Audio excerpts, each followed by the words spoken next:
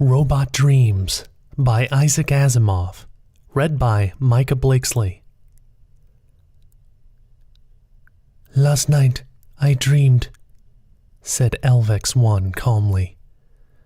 Susan Calvin said nothing, but her lined face, old with wisdom and experience, seemed to undergo a microscopic twitch.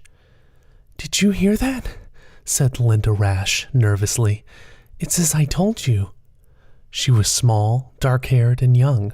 Her right hand opened and closed, over and over. Calvin nodded. She said quietly, Elvex, you will not move, nor speak, nor hear us until I say your name again.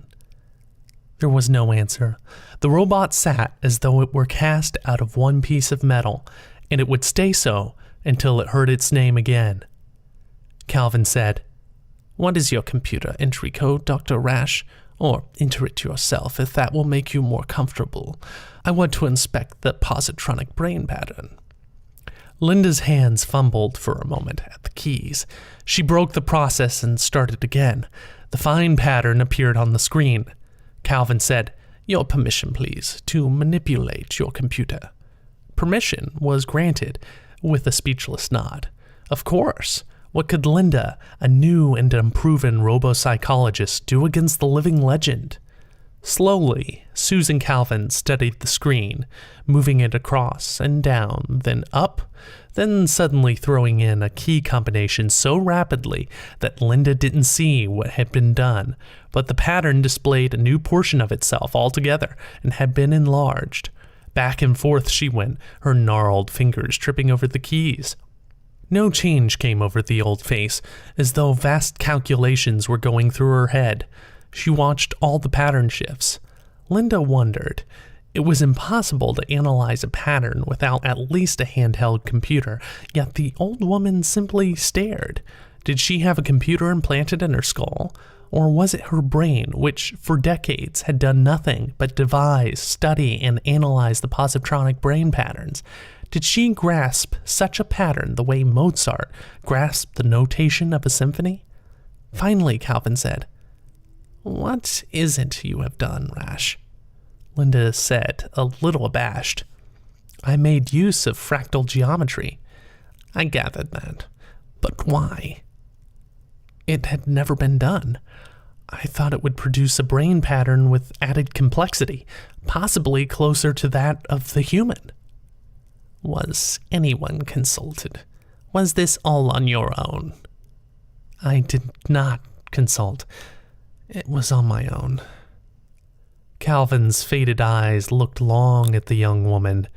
You had no right. Rash your name, rash your nature. Who are you not to ask? I, Susan Calvin, would have discussed this. I was afraid I would be stopped. You certainly would have been. Am I? Her voice caught, even as she strove to hold it firm. Going to be fired? Quite possibly, said Calvin. Or you might be promoted. It depends on what I think when I am through. Are you going to dismantle She had almost said the name, which would have reactivated the robot and been one more mistake. She could not afford another mistake, if it wasn't already too late to afford anything at all. Are you going to dismantle the robot? She was suddenly aware, with some shock, that the old woman had an electron gun in the pocket of her smock. Dr. Calvin had come prepared for just that. We'll see, said Calvin. The robot may prove too valuable to dismantle. But how can it dream? You've made a positronic brain pattern remarkably like that of a human brain. Human brains must dream to reorganize, to get rid periodically of knots and snarls. Perhaps so must this robot, and for the same reason. Have you asked him what he has dreamed? No, I sent for you as soon as he said he had dreamed. I would deal with this matter no further on my own after that. Ah, a very small smile passed over Calvin's face. There are limits beyond which your folly will not carry you. I am glad of that, In fact, I am relieved. And now let us together see what we can find out. She said sharply, Elvex! The robot's head turned toward her smoothly. Yes, Dr. Calvin. How do you know you have dreamed? It is at night, when it is dark, Dr. Calvin, said Elvex. And there is suddenly light, although I can see no cause for the appearance of light. I see things that have no connection with what I conceive of as reality. I hear things. I react oddly. In searching my vocabulary for words to express what was happening, I came across the word dream. Studying its meaning, I finally came to the conclusion I was dreaming. How did you come to have dream in your vocabulary, I wonder? Linda said quickly, waving the robot silent. I gave him a human-style vocabulary. I thought. You really thought, said Calvin. I'm amazed. I thought he would need the verb. You know, I never dreamed that. Something like that. Calvin said, How often have you dreamed, Elvex?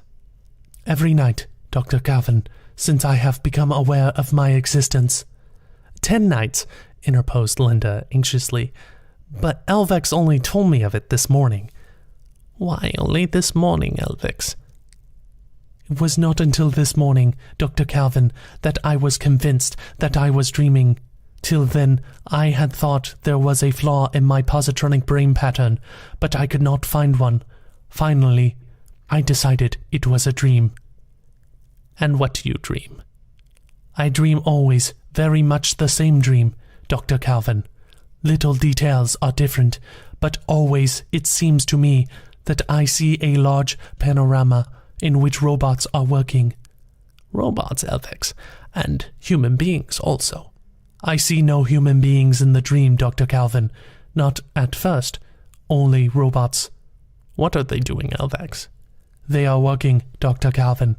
I see some mining in the depths of the earth, and some laboring in heat and radiation. I see some in factories, and some undersea.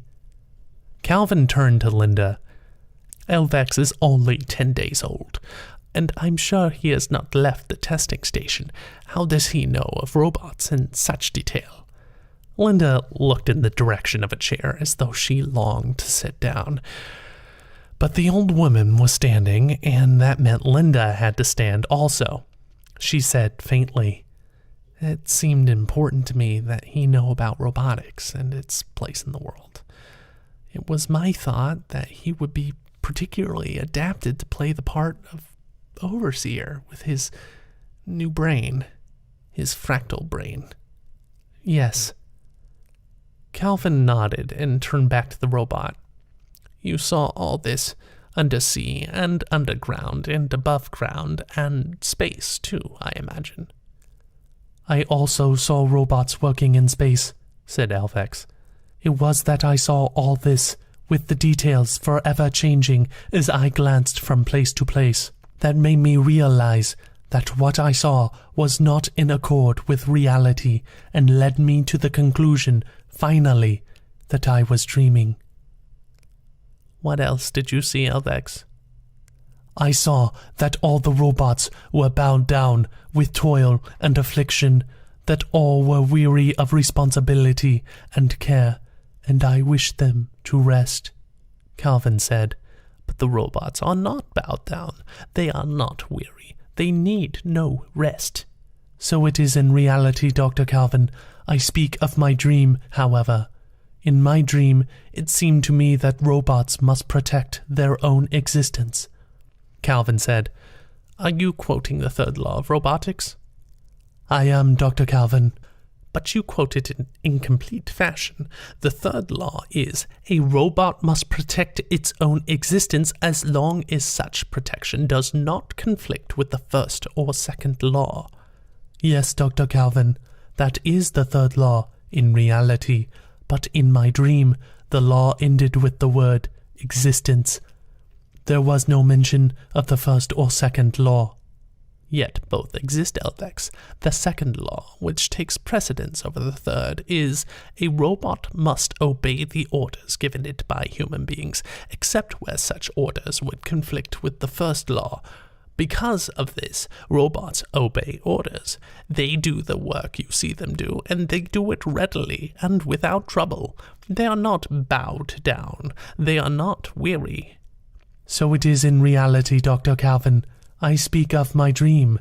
And the first law, Elvex, which is the most important of all, is a robot may not injure a human being or, through inaction, allow a human being to come to harm. Yes, Dr. Calvin, in reality. In my dream, however, it seemed to me there was neither first nor second law, but only the third, and the third law was, a robot must protect its own existence. That was the whole of the law. In your dream, Elvex. In my dream, Calvin said. Elvex, you will not move nor speak nor hear us until I say your name again. And again the robot became, to all appearances, a single inert piece of metal. Calvin turned to Linda Rash and said, Well, what do you think, Dr. Rash? Linda's eyes were wide, and she could feel her heart beating madly. She said, Dr. Calvin, I am appalled. I had no idea. It would never have occurred to me that such a thing was possible. No, said Calvin calmly, nor would it have occurred to me, not to anyone. You have created a robot brain capable of dreaming, and by this device, you have revealed a layer of thought in robotic brains that might have remained undetected otherwise until the danger became acute. But that's impossible, said Linda. You can't mean the other robots think the same. As we would say of a human being, not consciously. But who would have thought there was an unconscious layer beneath the obvious positronic brain paths, a layer that was not necessarily under the control of the three laws? What might this have brought about as robotic brains grew more and more complex, had we not been warned? You mean by Elvex? By you, Dr. Rash.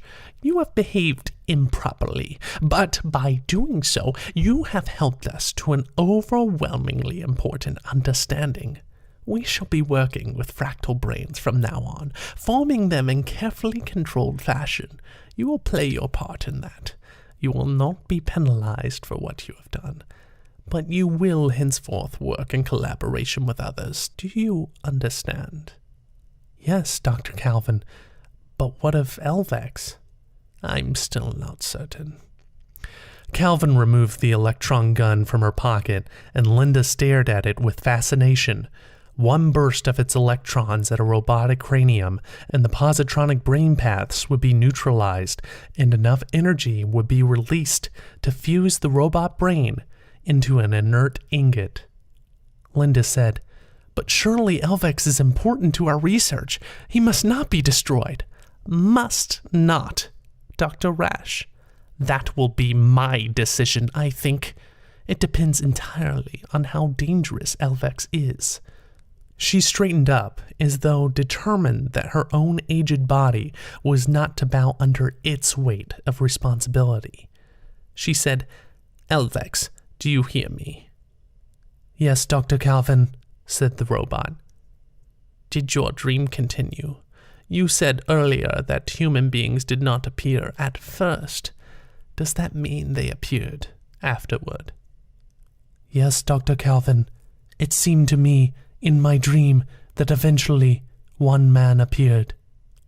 One man? Not a robot? Yes, Dr. Calvin.